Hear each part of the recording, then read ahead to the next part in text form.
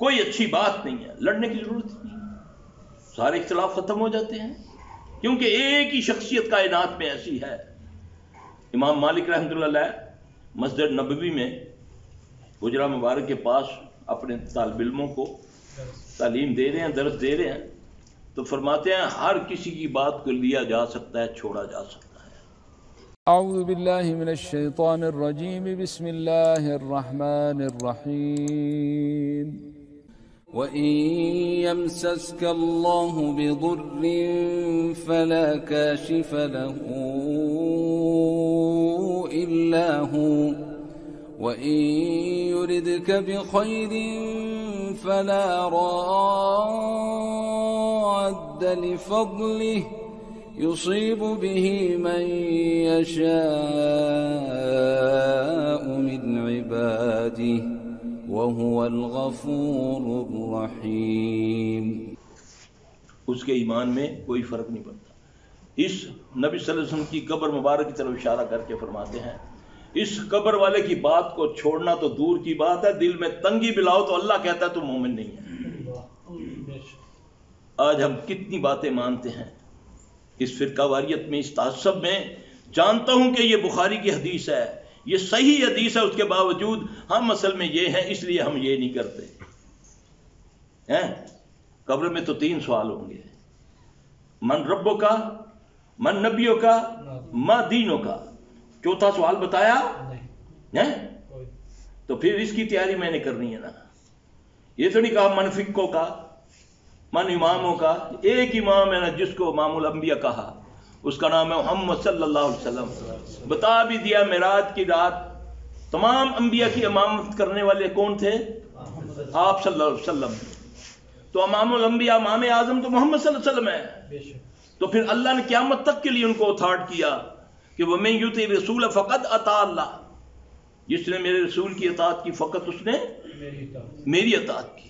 وَمَا أَتَاكُمُ الرَّسُولُ فَخُذُوهُ وَمَا نَهَاكُمْ عَنْهُ فَانْتَهُوا، میرا رسول جو تمہیں دے اسے لے لو، جسے منع کرے اسے منع ہو جاؤ۔ یہ تو اللہ کہہ رہا ہے۔ تو میں کہتا ہوں جب میرے زد پڑتی ہے جذبات پر، میری جسم پر، میرے کاروبار پر، تو کہتا ہے یار گل تو ٹھیک ہے لیکن فلاں مولوی آخیا ٹھیک ہے، وہ مولوی چنگا تاں لگا، اس کیا سود تے لے گڈی، وہ مولویاں تاں گالاں پہ اس کیا نہیں سود ہے ہی حرام ہے۔ اب بتائیں سور بھی حرام ہے، سور کا تو نام لینا نہیں پسند کرتے ہے نا، حالانکہ کہیں نہیں لکھا کہ سور کا نام لو۔ سور کا نام تو خنزیر قرآن میں لکھا ہوا ہے، لکھا ہوا ہے نا، خنزیر قرآن میں لکھا ہوا ہے نا۔ ہاں جی، سور کا تو ذاتی تجھے نقصان معمولی سا ہوگا کہ تم نے حرام کھایا۔ شراب ہے حرام ہے، سود کتنا 70 درجے ہیں گناہ کے سود کے، اور سب سے چھوٹا درجہ ماں کے ساتھ چوراہے میں زنا کرنا ہے۔ مجھ کو حرام، ہاں نہ سور نہ نام نہ کہ نہیں، زبان پلیت ہوئی گئے سی یار، ہیں جی، تے سود منڈ کے کھا، جس سے تیرا ایمان کیا، تو اللہ رسول کے خلاف جنگ کر رہا ہے۔ سور کھانے والا جنگ نہیں لکھا، صرف اس کو کہا یہ حرام ہے۔ شراب پینے والے کو یہ نہیں کہا کہ یہ اللہ کے رسول کے خلاف جنگ کر رہا ہے۔ سود والے کے کیا بولا؟ گویا کہ اس نے اللہ اور اس کے رسول کے خلاف جنگ ہے۔ اس لیے میرا بھائی اصل کو پہچانو، اصل تمہیں پہچان آئے گی محمد صلی اللہ علیہ وسلم سے۔ آپ صلی اللہ علیہ وسلم کو فالو کریں گے، پھر یہ جو تم بیماریوں میں گھوم پھر رہے ہو نا، اللہ تمہیں ان سے بھی نجات دے گا۔ کیوں کہ وہ ذات ہے جس کو اللہ نے خطاب دیا، اس کا نام ہے رحمت للعالمین۔ کتنے انبیاء علیہ السلام آئے؟ صرف محمد صلی اللہ علیہ وسلم کو یہ خطاب ہے۔ قرآن نے فرمایا نا کہ یہ رحمت للعالمین ہے، جن کا نام لینے سے تم درود پڑھو تو تمہارا یہ جو بیٹھا ہوا ہے غلطیاں لکھنے والا، گناہ لکھنے والا، یہ مجبور ہو جاتا ہے تمہارے گناہوں پر قلم پھیرنے۔ یہ ایسی دعا ہے درود میں، تو جس کی بات مانیں گے تو رحمت نہیں ہوگی۔ صرف نام لے کر درود پڑھنے سے 10 نیکیاں ملتی ہیں، 10 گناہ معاف ہوتے ہیں، 10 درجے بلند ہوتے ہیں، 10 بار اللہ اس پر درود بھیجتا ہے۔ تو نبی صلی اللہ علیہ وسلم کی بات مانیں گے نہیں تو رحمت آئے گی؟ اس لیے میرے بھائی رحمت اللہ عالمین کو فالو کرنے کے لیے ہمارے پاس ایک ہی طریقہ ہے، قرآن اور حدیث۔ میں تم میں دو چیزیں چھوڑے جا رہا ہوں، نبی صلی اللہ علیہ وسلم نے فرمایا، ایک اللہ کی کتاب اور ایک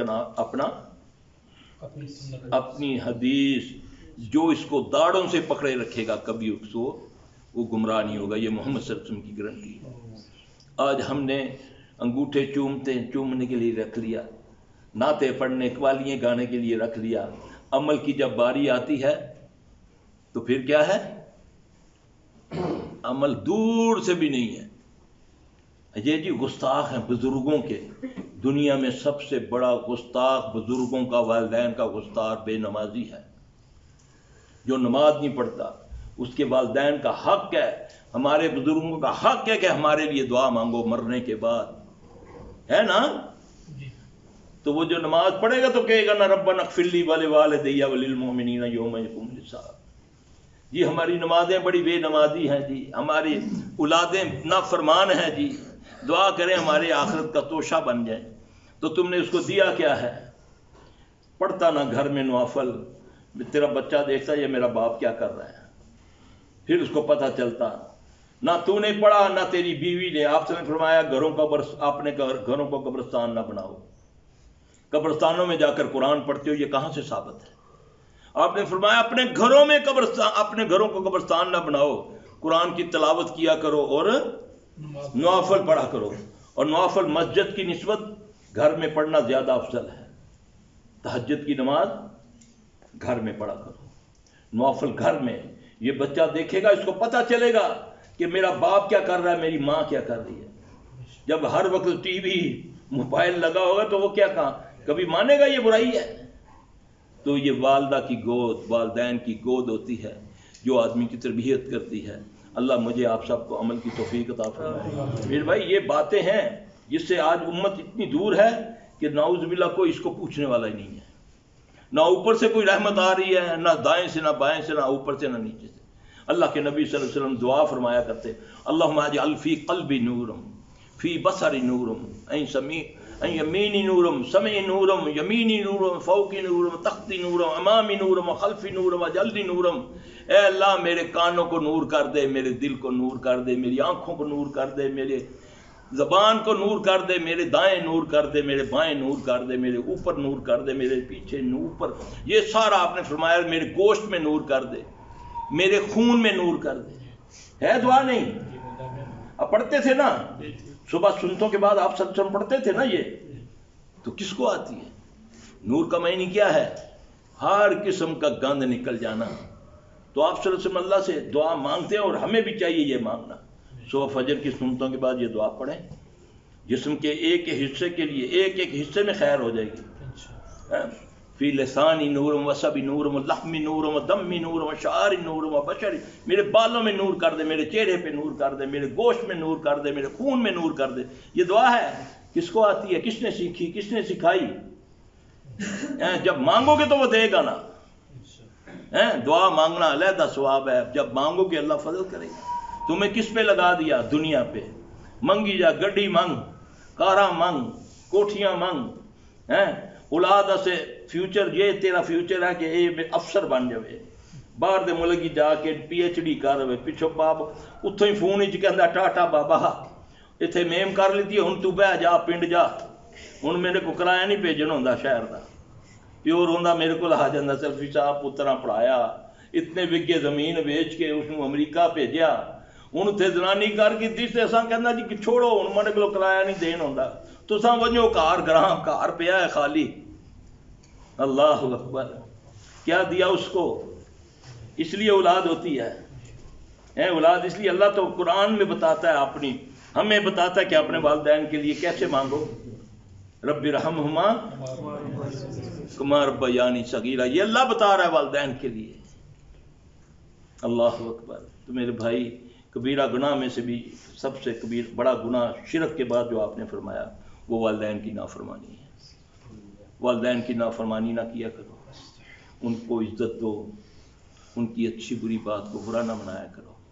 جب تم 100 بار پوچھتے تھے بچپن، بابا اے کہ وے، بابا اے کہ وے، وہ دسی جاندہ سی، تے پیو ایک واری کہدا پتر اے دوائی، ابا اے کہ لکھی ہوئی ہے، ना आख्या जो लै असां के हुण कन्न खाने पे हो, तो पुत्र प्यो नूं कहंदा पिया, मां नूं कह रहा है। याद रखना शिरक के बाद सबसे बड़ा गुनाह, शिरक के बाद वो वालिदैन की नाफरमानी। तीसरा बड़ा गुनाह झूठ, जिसको मैंने अपने कल्चर में अपने खून में शामिल किया हुआ है। मजाक से भी झूठ, हर बात में झूठ, और झूठे पर अल्लाह ने क्या किया, खुद अल्लाह ने लानत की। किस बात गुनाहों पे अल्लाह ने खुद नहीं लानत की, लेकिन झूठे पर अल्लाह ने खुद लानत की। मगर मैं झूठ को गुनाह ही नहीं समझता।